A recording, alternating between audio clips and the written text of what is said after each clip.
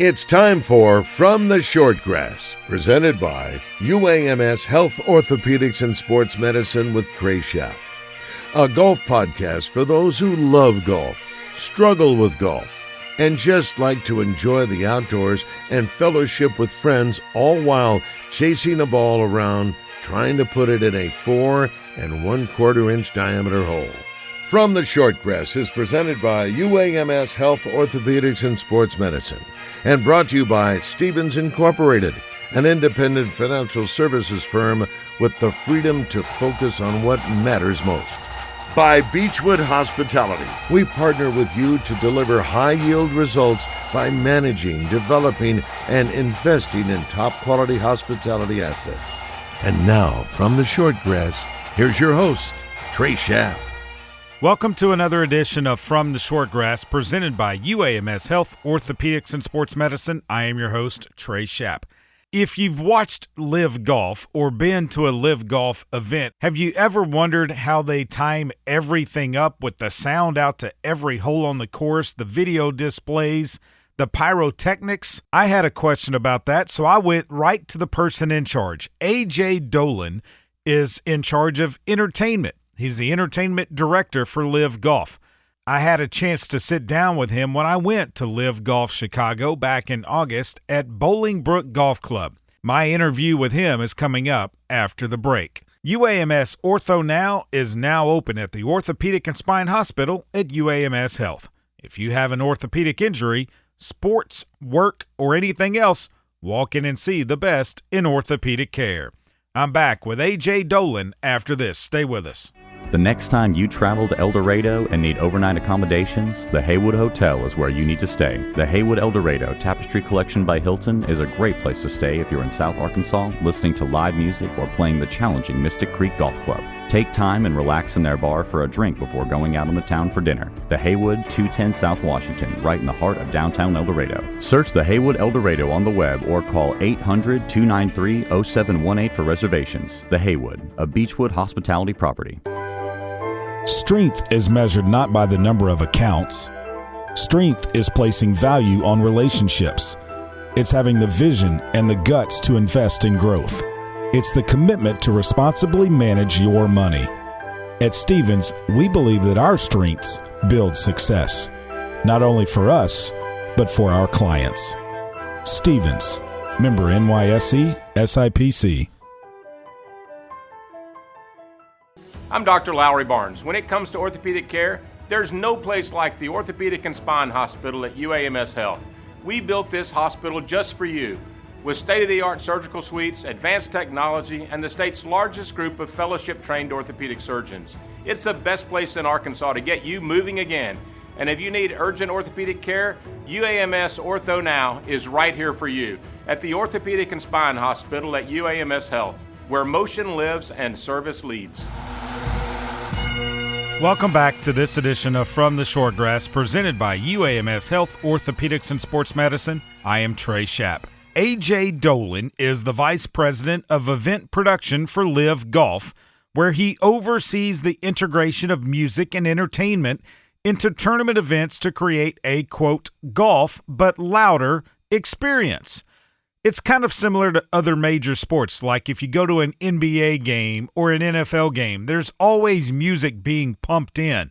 Well, that is AJ's job with LIV Golf. He is responsible for the overall production of LIV Golf events and the golf but louder experience. He is the key figure in implementing the strategy to make LIV Golf tournaments feel more like an entertainment-driven experience than a traditional golf event. On the tee, AJ Dolan. AJ, thanks for joining me on this edition of From the Shortgrass. So when did you first pick up a golf club? I think I was in 6th grade. Me and my dad went to like a par 3 course and hit it around. So I was like 13, 12, 11 years old or so. Not really before that, though. Yeah. Always watched him play, but didn't pick up a club for a little bit later in my life versus the other sports I played. So you are the Vice President of Music and Event Production for LIV Golf. So that's a big title. What all does that entail?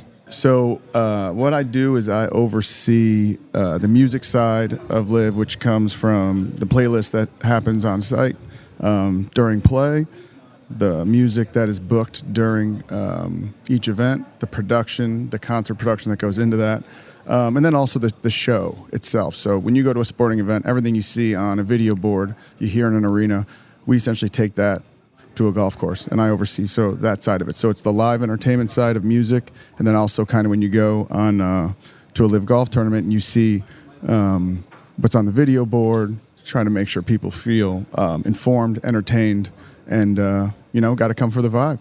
Yeah, being a traditionalist when it comes to golf, I grew up playing without music, anything like that, and then you started to see speakers introduced, that could. That were magnets that would attach to the golf cart and stuff, and people started playing around with it and stuff, and I thought, okay, this is something neat. But as a competitive golfer, the USGA wouldn't allow music when you're playing.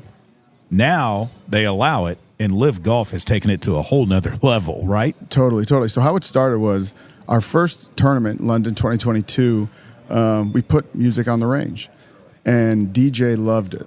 And he kind of asked for more of it. And so then we went to Portland the next one, and we kind of put it near the greens. There's so much so much of the technical aspect goes into it. Because it's not all wireless. It's not all wireless. So, we lay miles and miles of XLR cable, fiber. My team does a remarkable job doing that. So it started, though, as just a simple process of, hey, let's give them something new on the range during warm-up. And then by the fourth tournament, we were trying to essentially put it on every single hole, every fairway, every green, every tee box, and it just kind of has evolved from that. So when you go to a golf course, AJ, do you have a map and a plan of where you're going to place all of the speakers? Totally. So my team, Nuno is the guy who heads up our audio side. He'll work with our hospitality, our event operations on kind of, player walkways, where hospitality areas are, where broadcast is going to set up all that stuff, all the stuff that nobody really thinks about from the technical side of, the advancement that happens 6 weeks up to 6 months before. So we have a map of kind of where everything's going to go. And then it's a sound design. It's essentially putting an arena full of speakers on a golf course and trying to make it as inclusive as possible and not disruptive. That's got to be difficult, though, right? It is. It's difficult, but it's doable. Like, we are so all about innovation, trying something new. It is not out of the realm in any sport to have music. Sure. So for golf should be no different. Our players feel that way. We feel that way as well. So the technical side of it is, it's not hard. It's just a process. It takes planning. It takes a lot of hard work, but it's very doable. And our team does a fantastic job just kind of making sure that it's there's a real vibe from the second you scan in your ticket. How many requests do you get for songs?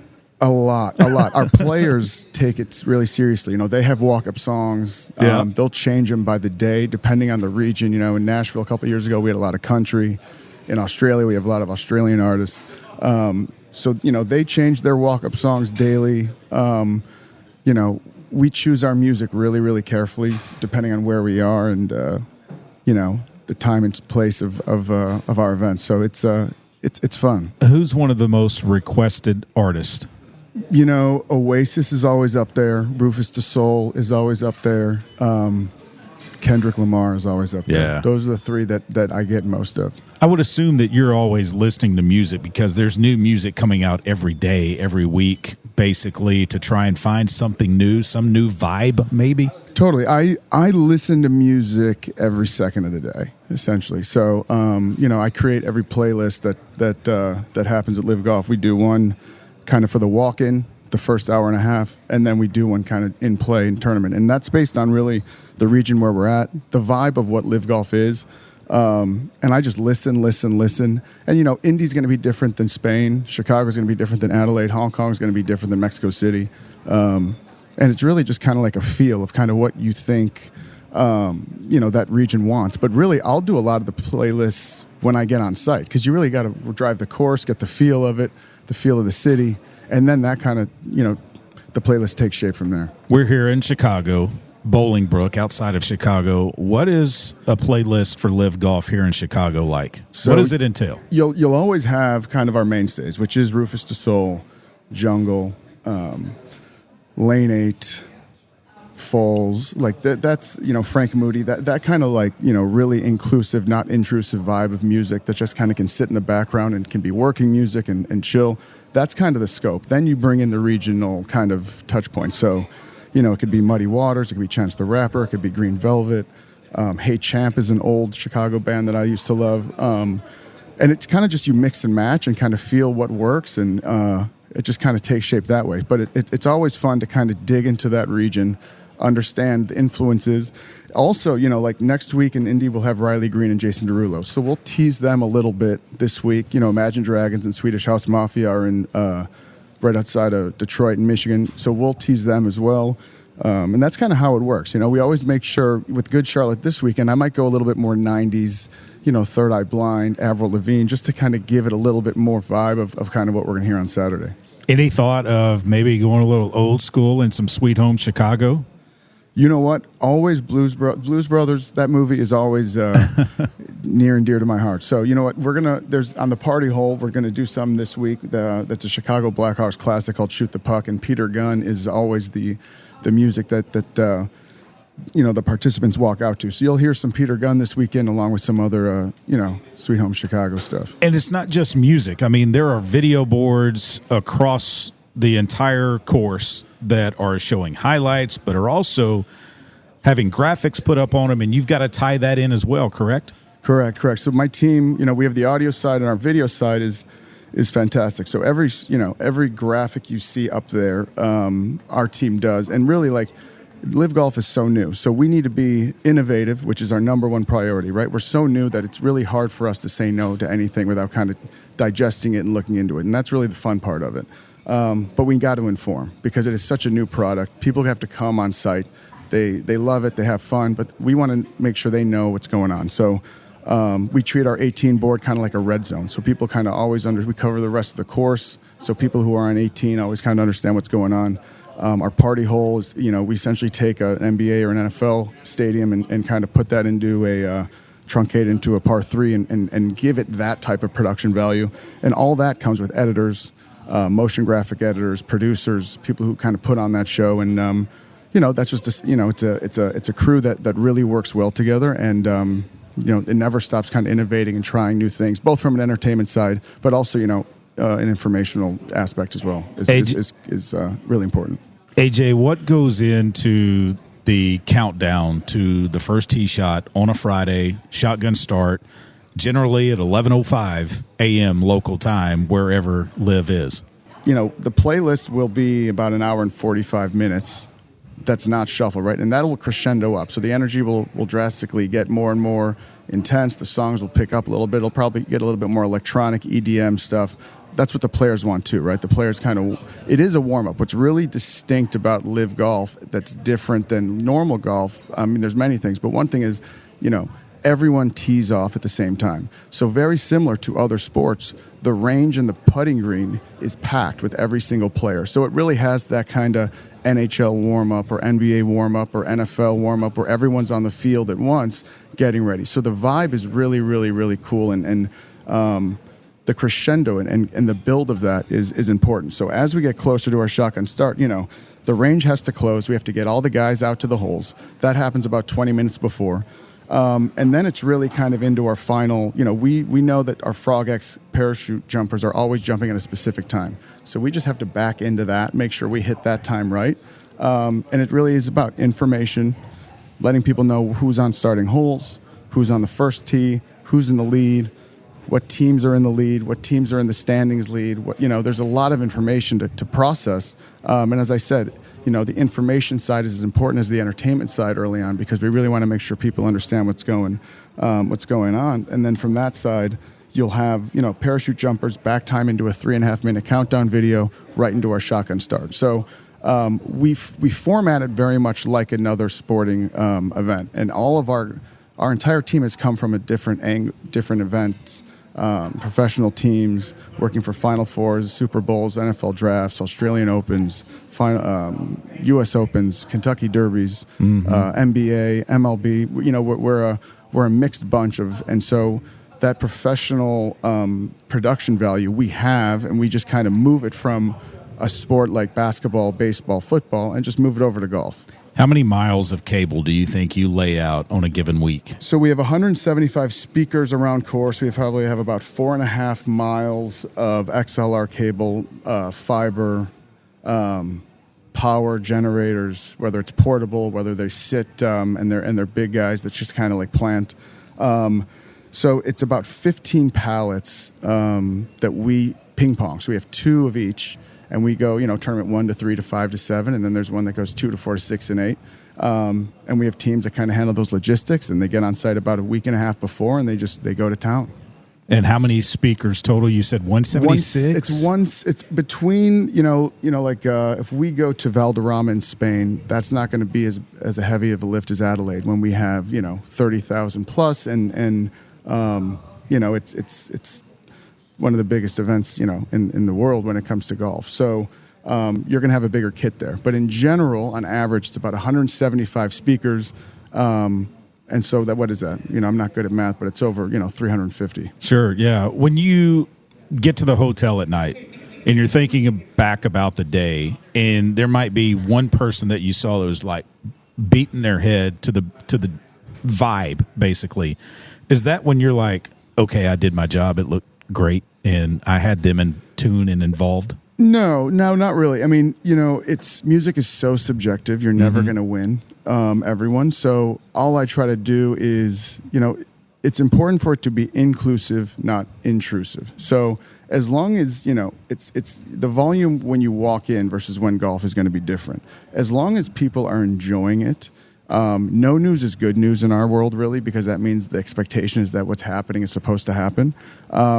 So, people who give me advice or people who say I don't like that song, you're going to get both. And in the creative, industry that we're in, you got to just kind of take the feedback, just kind of ingest it and roll with it. And sometimes if it actually makes sense, subjectively, we'll work on it. But I try to keep whether it's the complaints or the accolades out of kind of the purview of kind of what we try to do. Just otherwise, it'll make you crazy. And then every LIV event has a huge stage set up. A band plays on Saturday after play is done.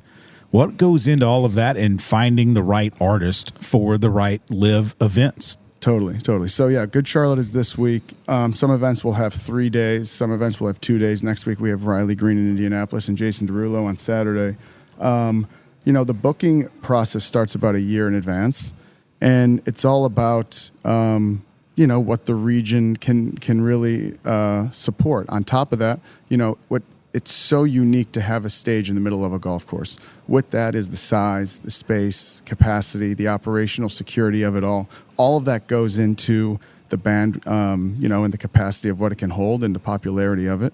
And then we really just want to make sure that we have good partners. The music side is so important and ingrained into what LIV Golf is, and we want to grow it and innovate it. And our artists that we book are a story in that. So, a lot of it is, subjectively for me, I obviously have a taste in what I like, but I try to take myself out of it and really think about, cost is obviously going to be important, the routing of the artists and where they are, and then really what the genre is. We had Whiskey Myers in Dallas. They're from Texas. We had Kygo in the UK. He's obviously from Europe, which was great. Good Charlotte hasn't played in Chicago in about 6 years, so it's going to, and they love LIV and love golf, so it was a really easy kind of connection there when we started talking. So each one is really unique in its own way, but like any booking, in music, there's just a lot of research, there's a lot of negotiation, and then really it's making sure that they're a good partner and they can. We want to make sure that we are bringing the best out of them, and so that their concert, their show is unique to them. Right? We don't want to put it in a box. We want to make sure that it is a festival-like atmosphere, and with that, their creative involvement is really important into what we. Into how we kind of sell LIV. So that's also a really, really important piece, is that we let the artists feel like it's their own show, and we're not trying to just tell them, this is the time, this is the stage. We really want it to be collaborative. And then also on Sunday, that same stage is used for the production of the winner, presentation, trophy, pyro, all that goes into it? Yeah, so that's something in which we have that big, beautiful stage, that works so well. And within that, why wouldn't we use it to celebrate our team champions and our individual champions and use our, the big LEDs and all the pyro and smoke. So it's so unique to golf. Mm-hmm. And we, it's something that's innovative and different, and we're still working on it. It's going to change a lot from year to year. Tournament 2 versus Tournament 13 in LIV Golf is like it's like a decade of time in real life, it feels like. So, we really enjoy kind of where it is right now, but that's something that I expect to grow and become a little bit more purposeful over time. Obviously, AJ, technology changes year to year, almost minute to minute, basically. If you can look into the future, I mean, what types of technological advances do you see LIV Golf utilizing to help you do what you do?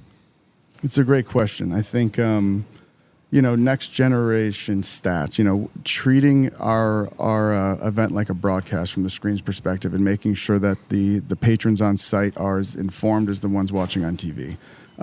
That's really a goal of ours down the line. And if you take any sporting event, really, TV, you have someone explaining every, play to you and feeding you stats. You don't get that luxury here. So it's incumbent on us to use those, that data integration and those data models to try to push as much out there as possible while still being kind of in a cohesive approach, eloquently, and doing it in the right way where you're not confusing people. So that's by far probably from the video side what's most important is just trying to be as statistical advanced as possible. From an audio side, that I'd like to maybe come back next year and talk to you about it. There's so many different ways that you can pretty much try to cover hundreds of acres or of golf course with speakers, and whether they're giant line arrays or it's a question in which it's never really been done, so we're still looking into it. And I wish I had a better answer for you, but I'm just not that smart yet. I like it. Sorry, Trey. No, you're good. And the speakers are right through on the course. I saw in Dallas, Ian Poulter hit one right of 18. Yeah, he moved it. And he had to move the speaker. Yeah. It's like, that's something, the players love the music so much. They only want it louder, right? They truly like it as, I forget who told me in 2022, they go, if an NBA player can shoot a three with the game on the line with 20,000 screaming fans and music blasting, why can't we putt like that, right? As long as it stays consistent and they understand what actually the expectation is, they love it. So the speakers are just now a natural part of LIV Golf. And if on numerous occasions they got to unplug them, they got to move them, and it's just it's a part of the course. And our I will say this, our competition side do such a great job of letting us, put speakers where's needed within kind of the rules. But, it's new for them, too, sure, to essentially have 175 speakers around while they're also trying to conduct a golf competition. And obviously that's first and foremost and important. So, they give us a lot of grace. I guess the only issue would be weather, but speakers, waterproof. We bag them. So if it's rain and we, obviously there's a lot that goes into forecast models, so we understand what if there's going to be rain, and if we have to put speaker bags on them that are waterproof, that's kind of how that exists. Every night we have to bag them because there's sprinklers right all over the course. So our audio team will bag them and then unbag them every morning just to protect them. That's tedious work. It is, but it's the price that it takes to put on an event that's very unique and different, and pushing for change is what we're all about. You have to like the challenge, AJ, of going to a different site for each different event, because it's totally different than an NBA arena like the United Center here in Chicago. It's going to be the same no matter what. The insides might change a little bit, but you're under a roof. You're not out in this sprawling land mass that you have to work with, right? Totally, Trey. It's a good point where it makes it so much more fun. I'm working for the Blackhawks for 11 years in my previous life. You have to really try to explore and fight for change, because it is the same video boards, the same LEDs. It's 41 games of essentially the same starting time, same players, same building, same fans. We're going to a different course, different layout, different fans, different weather, different climate, different culture. Everything changes. So it changes from a production side, it changes from a human side, and it makes it it's a dream come true to try to kind of bring that energy to life through, and using golf as kind of the vehicle. What would be your walk-up song? Leash by Pearl Jam. Awesome. That's it's been asked a million times. It'll never change. Awesome. Favorite golf course you've ever played? Oh, probably Arcadia Bluffs in Michigan Arcadia Bluffs was really special. The other one is I got to play Valderrama a couple of years ago on that Monday following, and that's, they call it Augusta of Europe for a reason. Yeah. It is absolutely gorgeous. Those are the two. You get to take your clubs with you? You know what? I haven't played in a while. I hurt myself playing basketball, so I've been out for about a year. And honestly, we travel so much. If I just want to go home sometimes afterwards, So I don't always play on that Monday. I'll play during the off season. Fantasy foursome, living or deceased, you and 3 others that you could play around a golf with. Who would they be? Michael Jordan, without a doubt. Living or deceased, he's probably a horrible golfer, but I would love to have Thomas Jefferson join that. Oh, wow. And then, this is going to probably throw people for a loop, but Ralph Waldo Emerson is probably someone who I love to read more than anyone, and that foursome would be a dream come true. That'd be cool. AJ, thanks so much. Appreciate your time. Trey, thanks so much. Appreciate you having me on. I'm Dr. Lowry Barnes. When it comes to orthopedic care, there's no place like the Orthopedic and Spine Hospital at UAMS Health. We built this hospital just for you, with state-of-the-art surgical suites, advanced technology, and the state's largest group of fellowship-trained orthopedic surgeons. It's the best place in Arkansas to get you moving again. And if you need urgent orthopedic care, UAMS Ortho Now is right here for you at the Orthopedic and Spine Hospital at UAMS Health, where motion lives and service leads.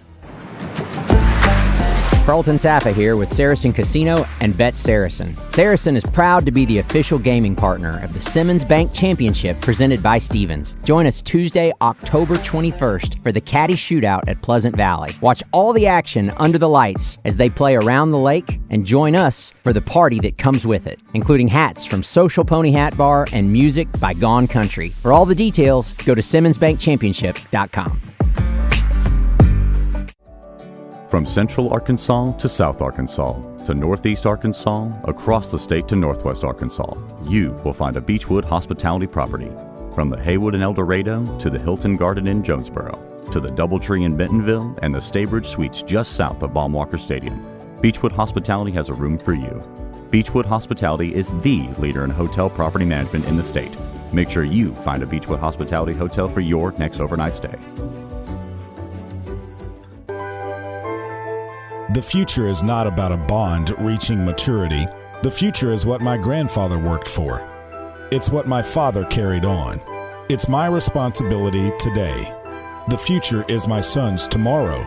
At the Stephens Private Client Group, we believe that our strength builds success, not only for us, but for our clients. Stephens, member NYSE, SIPC.